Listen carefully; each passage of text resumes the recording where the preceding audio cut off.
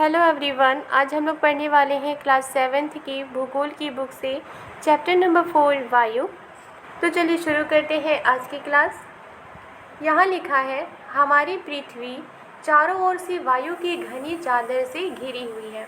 हम कहाँ रहते हैं, किस प्लैनेट में रहते हैं? हम पृथ्वी पर रहते हैं। और जो हमारी पृथ्वी है वो चारों तरफ से चादर से घिरी हुई है, जिसे वायुमंडल कहते हैं। और जब पृथ्वी चारों तरफ से वायु से घिरी हुई है तो ये जो एरिया है, मंडल मीन्स एरिया होता है, ये जो एरिया है इसे कहते हैं वायुमंडल। यानी कि ये जो एरिया है यहाँ पर सिर्फ वायु ही वायु है। पृथ्वी पर सभी जीव जीवित रहने के लिए वायुमंडल पर निर्भर है। और अर्थ पर जितने भी जानदार हैं, जिनमें जान है, वो सभी के सभी वायुमंडल पर ही डिपेंड होते हैं। चाहे वो कीड़े मकोड़े हो, चाहे वो इंसान हो, चाहे वो जानवर हो, चाहे वो पेड़ पौधे हो, हर कोई ज़िंदा रहने के लिए वायुमंडल पर निर्भर है। ये हमें सांस लेने के लिए वायु प्रदान करता है एवं सूर्य की किरणों के हानिकारक प्रभाव से हमारी रक्षा करता है। जो वायुमंडल है, जो हमारी पृथ्वी के चारों ओर वायु की एक घनी चादर है, ये जो वायुमंडल है ये हमें सांस लेने के लिए वायु देता है। और सूरज की किरणों के जो हानिकारक प्रभाव होते हैं, जैसे यूवी रेज होते हैं, अल्ट्रावायलेट रेस जो होते हैं, उससे भी हमारी रक्षा करता है। यदि सुरक्षा की ये चादर ना हो तो हम दिन के समय सूर्य की गर्मी से तप्त होकर जल सकते हैं एवं रात के समय ठंड से जम सकते हैं।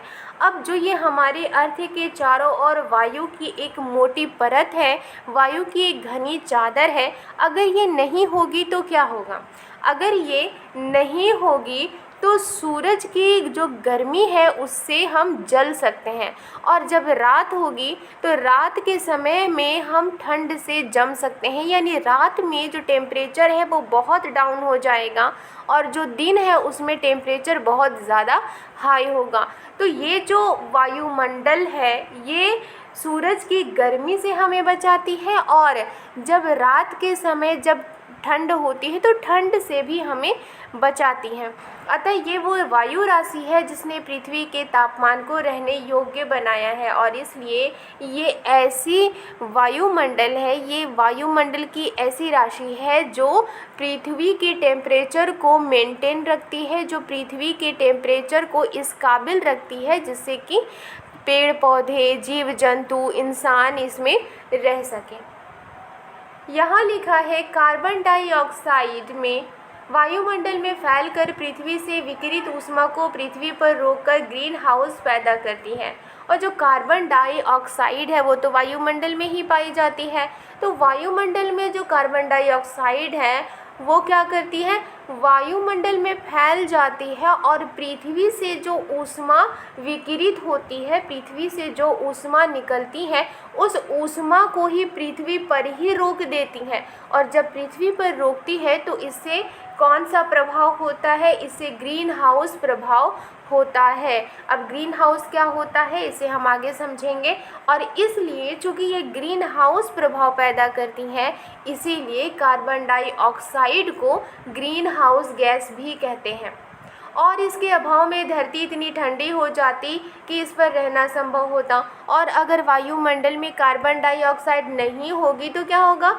अगर वायुमंडल में कार्बन डाइऑक्साइड अगर नहीं होगी, अगर इसके अभाव में जो धरती है हमारी, जो अर्थ है हमारी, वो इतनी ठंडी हो जाएगी कि इस पर रहना ही पॉसिबल नहीं होगा। किंतु जब कारखानों एवं कार के धुएं से वायुमंडल में इसका स्तर बढ़ता है तब इस ऊष्मा के द्वारा पृथ्वी का तापमान बढ़ता है। लेकिन जब कारखानों से धुआं निकलता है, कार के धुएं निकलते हैं, तो इससे क्या होता है कि वायुमंडल में कार्बन डाइऑक्साइड की जो लेवल है वो बढ़ती है।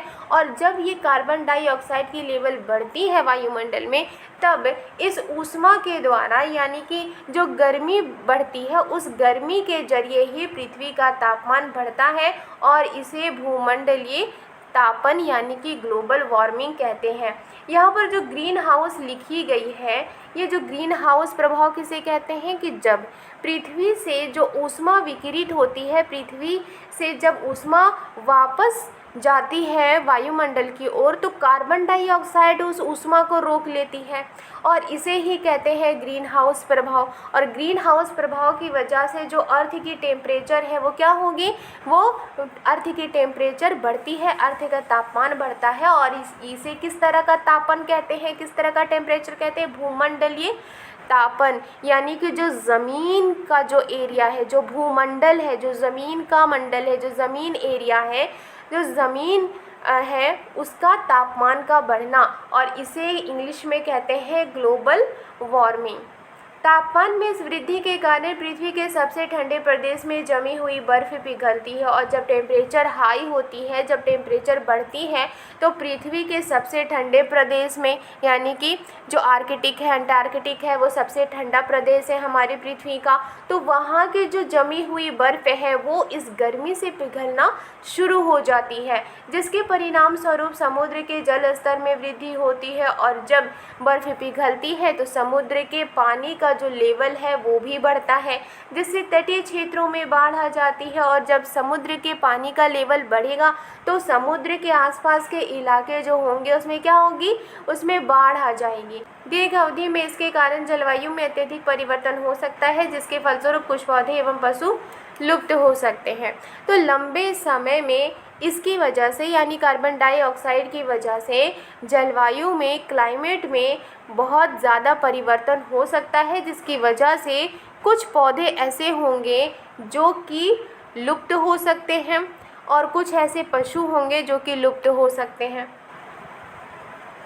यहाँ लिखा है वायुमंडल का संघटन, यानी कि जो हमारा अर्थ है उसके चारों ओर जो वायु की मोटी घनी चादर है वो किन किन गैसों से मिलकर के बनी है, उस वायुमंडल में कौन कौन सी गैसें पाई जाती हैं। क्या आप जानते हैं कि जिस वायु का उपयोग हम सांस लेने के लिए करते हैं वास्तव में वो अनेक गैसों का मिश्रण होती है। क्या आप जानते हैं कि जो वायु हम इस्तेमाल करते हैं, यूज़ करते हैं सांस लेने के लिए, वो वास्तव में, वो हकीकत में हर एक बहुत सारे गैसों की मिश्रण होती है। नाइट्रोजन तथा ऑक्सीजन ऐसी दो गैसें हैं जिनसे वायुमंडल का बड़ा भाग बना है। और वायुमंडल में सबसे बड़ी जो दो गैसें हैं जिनकी मात्रा ज़्यादा है हमारे वायुमंडल में, वो कौन कौन सी गैस है, नाइट्रोजन और ऑक्सीजन। नाइट्रोजन और ऑक्सीजन ऐसी दो गैसें हैं जिनसे वायुमंडल का बड़ा भाग बना है, यानी कि वायुमंडल में सबसे ज़्यादा नाइट्रोजन गैस है और ऑक्सीजन गैस है। Carbon dioxide, helium, ozone, argon एवं हाइड्रोजन कम मात्रा में पाई जाती है। और सबसे पहले तो ज़्यादा नाइट्रोजन गैस पाई जाती है वायुमंडल में, इसके बाद ऑक्सीजन गैस सबसे ज़्यादा पाई जाती है।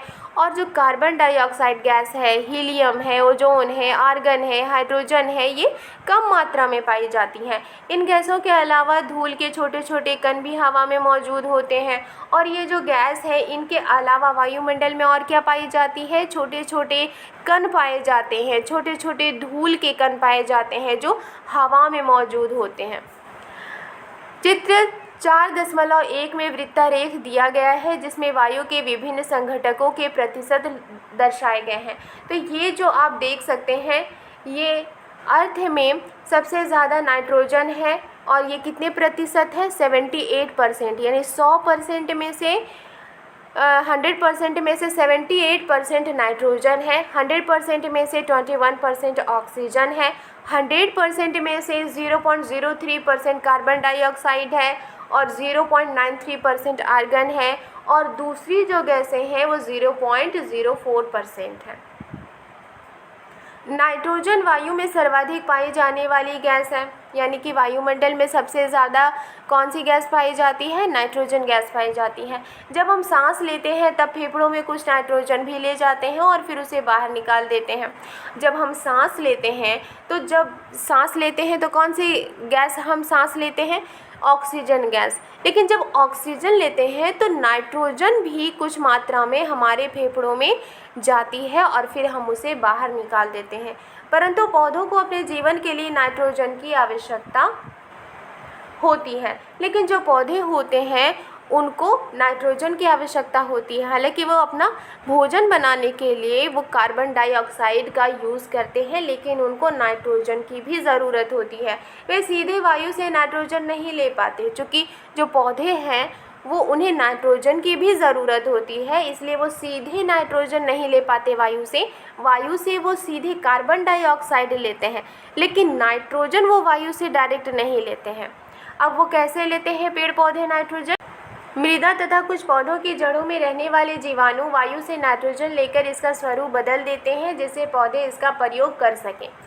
मिट्टी में और कुछ पौधों की जड़ों में जीवाणु रहते हैं, और ये जो जीवाणु होते हैं वो वायु से नाइट्रोजन लेते हैं और नाइट्रोजन लेकर इसका स्वरूप बदलकर वो मिट्टी में मिक्स कर देते हैं।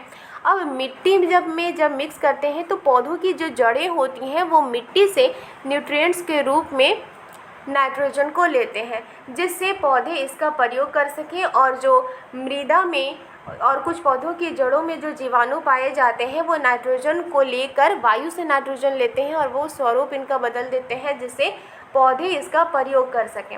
ऑक्सीजन वायु में प्रचुरता से मिलने वाली दूसरी गैस है, और हमारे वायुमंडल में जो ऑक्सीजन है वो नाइट्रोजन के बाद प्रचुरता से मिलने वाली दूसरी गैस है। मनुष्य तथा पशु सांस लेने में वायु से ऑक्सीजन प्राप्त करते हैं, और इंसान को, जानवर को सांस लेने के लिए ऑक्सीजन की ज़रूरत होती है, इसलिए वो वायु से ऑक्सीजन प्राप्त करते हैं।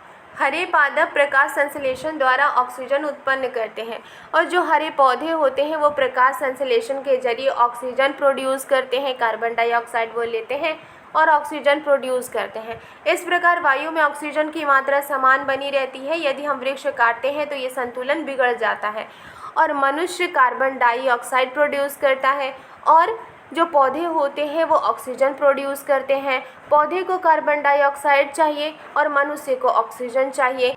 इस तरह वायु में जो ऑक्सीजन की मात्रा है वो समान बनी रहती है, और अगर हम वृक्ष काटते हैं तो वृक्ष काटने से ये जो संतुलन है बिगड़ जाता है। अब ये संतुलन कैसे बिगड़ेगा? अगर पौधे रहेंगे, वृक्ष रहेगा, तभी तो वो ऑक्सीजन प्रोड्यूस करेंगे। अगर वृक्ष ही नहीं रहेगा तो ऑक्सीजन प्रोड्यूस कैसे होगा? तो इसलिए अगर हम वृक्ष को काटते हैं तो ये जो संतुलन है कार्बन डाइऑक्साइड का और ऑक्सीजन का, ये संतुलन बिगड़ जाता है। कार्बन डाइऑक्साइड अन्य महत्वपूर्ण गैस है। अब कार्बन डाइऑक्साइड भी एक इम्पॉर्टेंट गैस है। हरे पादप अपने भोजन के रूप में कार्बन डाइऑक्साइड का प्रयोग करते हैं और ऑक्सीजन वापस देते हैं। जो हरे पौधे हैं वो भोजन बनाने के लिए कार्बन डाइऑक्साइड का यूज़ करते हैं और ऑक्सीजन वापस देते हैं।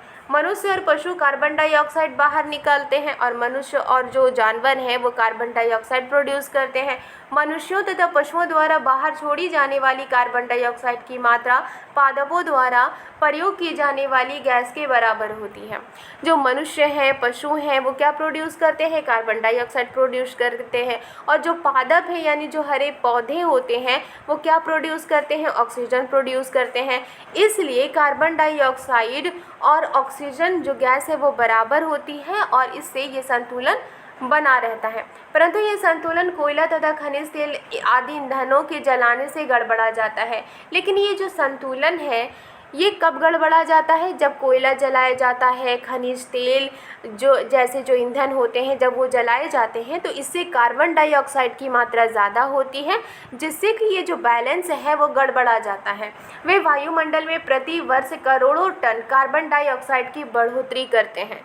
हर साल वायुमंडल में करोड़ों टन कार्बन डाइऑक्साइड की बढ़ोतरी होती है। किस तरह से? जब कोयला जलाया जाता है, खनिज तेल को ईंधन के रूप में यूज़ किया जाता है, इस तरह से कार्बन डाइऑक्साइड की बढ़ोतरी होती है। मीन्स कि मनुष्य भी कार्बन डाइऑक्साइड प्रोड्यूस कर रहे हैं, और जो जानवर है वो भी कार्बन डाइऑक्साइड प्रोड्यूस कर रहे हैं, और कोयला और खनिज जैसे ईंधन का इस्तेमाल भी किया जाता है, इससे भी कार्बन डाइऑक्साइड प्रोड्यूस होता है। तो जो हरे पादप हैं सिर्फ वो ही ऑक्सीजन प्रोड्यूस करते हैं। तो इस तरह से अगर कोयला जलाया जाता है, खनिज तेल जैसे ईंधन को जलाया जाता है तो कार्बन डाइऑक्साइड बड़ी मात्रा में प्रोड्यूस होती है, जिससे कि वायुमंडल में जो बैलेंस है वो गड़बड़ा जाता है। परिणाम स्वरूप कार्बन डाइऑक्साइड का बढ़ा हुआ आयतन पृथ्वी पर मौसम तथा जलवायु को प्रभावित करता है, और जब कार्बन डाइऑक्साइड बढ़ता है पृथ्वी पर तो इसकी वजह से पृथ्वी पर जो मौसम है तो वो भी गड़बड़ा जाता है, और जलवायु है इसे भी कार्बन डाइऑक्साइड प्रभावित करता है। आज के लिए बस इतना ही। वीडियो पसंद आई है तो लाइक एंड सब्सक्राइब करना मत भूलिएगा। मिलती हूँ नेक्स्ट वीडियो में। Thank you.